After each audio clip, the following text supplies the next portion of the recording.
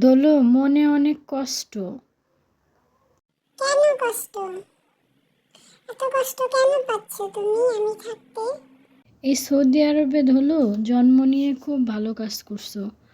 কারণ এই সৌদি আরবের বিড়ালদেরকে কেউ মারে না, বরঞ্চ প্রত্যেকটা সৌদি আরবিয়ানরা বিড়ালদেরকে খুব ভালোবাসে।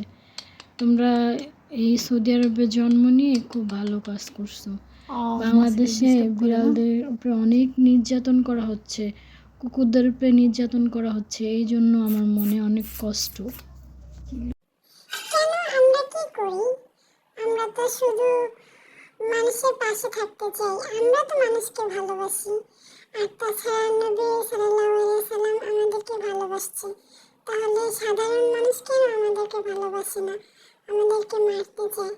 কই সৌদি আরবিয়ানরা তো কখনো আমাদেরকে মারে না, ওরা আমাদেরকে সবসময় খাবার দেয়।